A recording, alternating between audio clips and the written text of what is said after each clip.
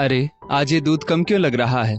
माँ जी, मैंने आपको कितनी बार समझाया है कि दूध मेरे सामने उबाला कीजिए, पर आप मेरी एक नहीं सुनती है। इतने दिनों में तो आपको मेरे साथ रहने का तरीका आ जाना चाहिए था। अब पापा जी को ही देख लीजिए, कुछ तो उनसे सीखिए। कैसे वो चुपचाप घर में रहते हैं और तो और घर के कामों में अपने बेटे बहू का हाथ बटाते हैं और जितना उनसे कहा जाए उतना ही सुनते हैं। पर आप हैं कि हर समय कुछ न कुछ चालाकी और दखल अंदाजी करती ही रहती है। मैं कह देती हूँ, मुझे आपकी ये सब बातें बिल्कुल अच्छी नहीं लगती। आइंदा से मुझे आपको याद ना दिलाना पड़े। जब आपको दूध लेना हो मुझे कहिए, मैं निकाल कर दूंगी। या फिर ऐसा कीजिए, पापा जी से कहिए आप लोगों के लिए अलग से आधा लीटर दूध लाएं, मैं उबाल कर रख दूंगी। पर मेरे बच्चों के लिए जो दूध रहेगा उसे हाथ मत लगाइएगा। आनंदी अपनी सास सुमन जी से कहती है। सुमन जी की आंखें भर आई। वो बोली, बहू, मैं कब से तुमसे चाय के लिए कह रही हूँ, पर तुम दे नहीं रही थी, तो बस वही बनाने के लिए दूध निकाल रही थी। फिर तुम मुझे इतना क्यों सुना रही हो? क्या ये मेरा घर नहीं है? आनंदी बोली, मैंने आपको रसोई में आने से मना किया है, फिर भी आप आ जाती है। और बेकार में फिल्मी सास बनने की कोशिश मत कीजिए। सुबह सुबह मेरा मूड खराब कर दिया आपने। इतना कहते हुए आनंदी ने दूध का पतीला लेकर फ्रिज में रख दिया और वहां से चली गई। और सुमन जी खड़ी खड़ी बस बहू का मुंह ताकती रह गई। सुमन जी आंखों में आंसू लेकर अपने कमरे में आ गई और चुपके चुपके सुबक रही थी और कह रही थी, बस अब और नहीं, अब मुझसे सहन नहीं होता। आखिर मेरी गलती क्या थी?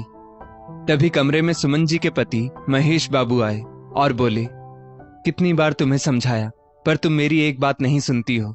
अब बेटे बहू के साथ रहना है तो कुछ तो बर्दाश्त करना ही पड़ेगा और कुछ सामंजस्य बिठाकर रहना पड़ेगा। ये सब थोड़ा बहुत तो हर घर में चलता है। इसीलिए मैं कहता था कि हम अपने ही घर में ठीक थे, पर तुम्हें ही चाहत थी कि हम अपने बेटा बहू के साथ रहें। सुमन जी एकदम से फूट पड़ी और रोते हुए बोली, हाँ हाँ, आप तो हमेशा की तरह मेरा ही गला पकड़ेंगे, मुझे ही हर बार की तरह जिम्मेदार ठहराते रहेंगे। क्यों जी, आपको तो मैं ही गलत लगती हूं ना? आपने देखा नहीं किस तरह सुबह चाय के लिए दूध निकालने पर बहू ने मुझे कितना अपमानित किया। यहाँ तक कि हमारा बेटा भी सब कुछ देखकर चुपचाप वहां से निकल गया। जब कभी भी मैं उसे कहने जाती हूँ तो एक वाक्य में वो अपना पल्ला झाड़ लेता है और कहता है, माँ, मैं सास बहू के मामलों में नहीं पड़ना चाहता। मैं कहती हूँ, मैं तो आपके लिए और अपने लिए बना ही सकती हूँ। अरे खाना नाश्ता सबके लिए बना दूं, पर मुझे तो रसोई में जाने से मना कर दिया गया है। मैं किसी भी चीज को हाथ नहीं लगा सकती। फिर भी आप मुझे ही दोषी ठहराते हैं। हर बार मेरी ही गलती होती है क्या? महेश बाबू बोले, सुमन, सब समय समय की बात है। क्या करूं, कुछ बोलकर घर की शांति भंग नहीं करना चाहता। यहाँ रहना है तो चुपचाप सब सहना ही होगा, वरना हमें अपने घर जाकर रहना होगा, जिसके लिए तुम तैयार नहीं होती हो। तुम ही बताओ मैं क्या करूं? रिटायर पिता और पति एक असहाय पुरुष की भांति हो जाता है। अब ये तुम नहीं समझोगी तो कौन समझेगा सुमन? सुमन जी खामोश हो गई, क्योंकि इस पर भी अगर वो कुछ कह देती तो दोषी वही हो जाती। फिर उस बात के लिए भी उन्हें ही जिम्मेदार ठहराया जाता। महेश जी कुछ कह नहीं रहे थे। इसका मतलब ये नहीं था कि वो बेटे बहू के पक्ष में थे, पर उनकी चुप्पी का मतलब बेटा बहू गलत निकाल रहे थे। उन्हें लगता था कि बाबूजी तो हमारे साथ हैं, तो अपनी मर्जी से चाहे जैसे भी इन्हें उंगलियों पर नचा सकते हैं। महेश जी सब समझ रहे थे, बस मुंह से कुछ बोलते नहीं थे। सुमन जी के आंसू देखकर महेश बाबू से रहा नहीं जा रहा था। उन्होंने उस दिन को याद किया जब एक बार बहू के बुरे बर्ताव पर महेश जी ने उसे टोका था और कहा था, हमारे घर में ये सब नहीं चलेगा। जैसा अपनी माँ के साथ व्यवहार करती हो वैसा ही अपनी सास के साथ व्यवहार करो, तो ये ससुराल नहीं घर जैसा लगेगा। बस इतनी सी बात पर बहू ने हंगामा कर दिया था और रो रो कर पूरा घर इकट्ठा कर लिया था। यहाँ तक कि पड़ोसी भी पूछने आ गए थे कि आखिर बात क्या है। अचानक से आनंदी के चिल्लाने की आवाज पर महेश बाबू पुरानी यादों से बाहर आए। वो बेमतलब अपने बच्चों पर चिल्ला रही थी, ये कहकर कि हाँ हाँ, तुम्हारे बाप ने यहाँ खजाना छुपा कर रखा है, तभी तो भिखारी भी यहाँ आकर जम गए हैं। किसी तरह वो दिन बीता। बीती रात सुमन जी बिना खाए पिए सो गई थी। अगले दिन भी वो उदास बैठी थी। मजाल है कि बेटा बहू उन्हें एक गिलास पानी भी पूछ ले। फिर दोपहर में जब महेश जी सो रहे थे तो अचानक से जोर जोर से चिल्लाने की आवाज पर उनकी नींद खुली। तो देखा कि उनकी बहू और पोती जोर जोर से सुमन जी पर चिल्ला रहे थे। माँ जी, आपको कितनी बार कहा है कि रसोई में पैर मत रखा कीजिए, पर आप मानती नहीं हैं। सुमन जी सहमी से एक कोने में खड़ी कह रही थी, बहू प्यास लगी थी इसलिए आई थी। मैंने रिमझिम से भी कहा था कि मुझे पानी दे दो, पर इसने तो साफ साफ इनकार कर दिया था। आनंदी बोली, हाँ तो मना नहीं करेगी तो क्या करेगी? ये क्या आपकी नौकरानी है जो आपका कहा मानेगी? इसे प्यास लगी थी तो ये पहले पानी ले रही थी, आपका बीच में आना क्या जरूरी था? सुमन जी बोली, पर बहू मैं तो इसे भी पानी दे रही थी, पर इसने कहा मैं आपके गंदे हाथों से पानी नहीं ले सकती। अब तुम ही बताओ मैं क्या करती? कहते कहते वो रोने लगी। पर माँ बेटी दोनों राशन पानी लेकर उन पर चढ़ी हुई थी, मानो आज तो सारा हिसाब चुकता कर ही लेना है। आनंदी बोली, बस कीजिए, मुझसे लड़ते झगड़ते मन नहीं भरा जो आप मेरी बेटी को भी इसमें घसीटने लगी। चलिए निकलिए रसोई से बाहर।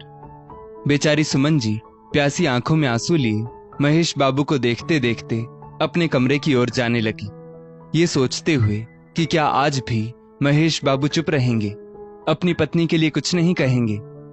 इतने में उनका बेटा प्रवीण आ गया और बोलने लगा, माँ छोटी छोटी बातों का बतंगड़ क्यों बना देती हो? शांति से रहा नहीं जाता क्या? अगल बगल वाले भी सुनते होंगे तो क्या सोचते होंगे कि ना जाने कहां से उठा लाए हैं ऐसे माँ बाप।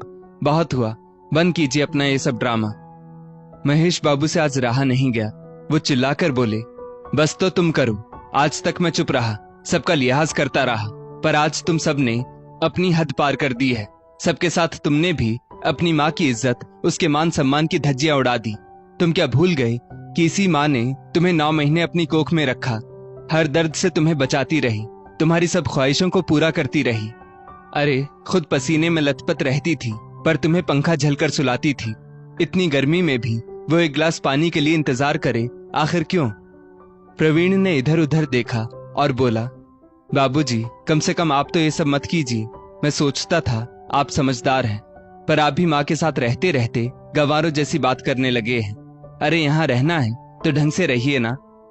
महेश बाबू बोले, बेटा जी हम तुम्हारे घर अपनी खुशी से नहीं रहने आए थे। तुमने और बहू ने मीठी मीठी बातें करके हमें यहाँ बुलाया था। याद है ना तुमने क्या कहा था? माँ बाबूजी आपके लिए हमने एक कमरा अलग से बनवा कर रखा है, आप लोग रहेंगे तो बच्चों को भी अच्छे संस्कार मिलेंगे, इसलिए आप दोनों हमारे साथ शहर में रहेंगे। बस कुछ मदद कर दीजिए। और मैं मूर्ख जो 10 लाख रुपए निकालकर तुम्हें दे दिए, एक बार सोचा तक भी नहीं। बताओ ना कहाँ है वो हमारा अलग कमरा? आनंदी गुस्से में लाल पीली होती हुई महेश जी को देखने लगी तो महेश बाबू बोले, बहू तुम घर का सारा सामान, सब्जी की लिस्ट, यहाँ तक कि बिजली पानी का बिल मुझे थमाकर कहती हो, बाबूजी एटीएम से पैसे नहीं निकाल पाई, फिर दे दूंगी, तब तक आप ये बिल भर दीजिए। बहू आज तक कितने पैसे तुमने मुझसे ले लिए, क्या कभी मैंने हिसाब मांगा? अगर पेंशन नहीं मिलती तो मैं कहां से सब खर्च करता? अरे मेरा तो बैंक बैलेंस घटता जा रहा है और तुम दोनों अपनी चालाकियों से अपना बैंक बैलेंस बढ़ाते जा रहे हो। आज तक कभी हम दोनों के लिए एक रुमाल भी लाए हो तुम लोग? बोलो प्रवीण, हमें खाने के साथ दूध देते हो, उसमें भी पानी मिलाते हो, जबकि दूध मैं ही लेकर आता हूँ। और कल मेरी पत्नी को चाय बनाने के लिए 1 कप दूध नहीं लेने दिया तुमने बहू, और तुम प्रवीण तुम वहीं खड़े होकर ये सब तमाशा देखते रहे। प्रवीण कुछ कहता उससे पहले ही महेश बाबू ने हाथ का इशारा किया और बोले, बस आज तुम लोग कुछ नहीं बोलोगे, आज मैं बोलूंगा और तुम लोग सुनोगे। मेरी पत्नी को भी यही शिकायत रहती है कि मैं कुछ बोलता क्यों नहीं। अरे मैं तो रिश्तों को बचाने के लिए चुप रहता था, इसका मतलब ये नहीं कि मैं नासमझ हूं। प्रवीण बोला, बाबूजी मेरी बात तो सुनिए। महेश बाबू बोले, बस अब और नहीं।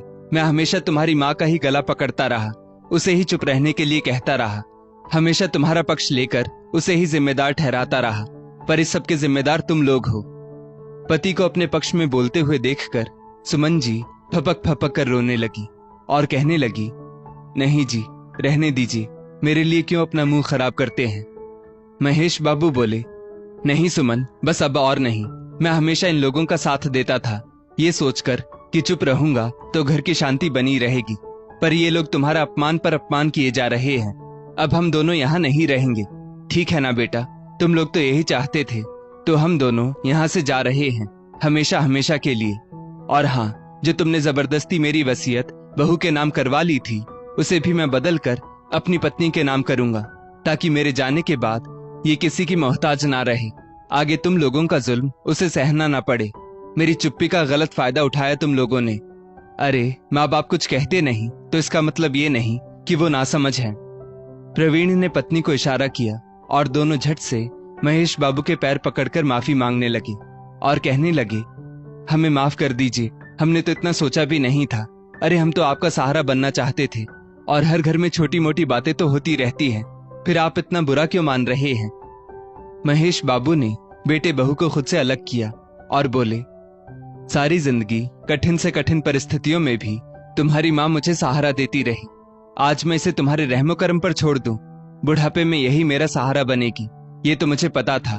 पर याद रखो, जिसका कोई नहीं होता उसका भगवान होता है, और अभी तो इसका पति जिंदा है। चलो सुमन, बहुत हुआ, अब मैं तुम्हारी आंखों में एक आंसू नहीं आने दूंगा। इतना कहकर महेश बाबू सुमन जी के साथ अपने कमरे में गए और अपना सामान समेटकर उनका हाथ पकड़कर गर्व के साथ अपनी नई जिंदगी की शुरुआत करने के लिए गांव के लिए निकल पड़े। 2-4 दिन बाद ही प्रवीण पहले अकेला गांव आया। माँ बाप को मनाने की कोशिश की।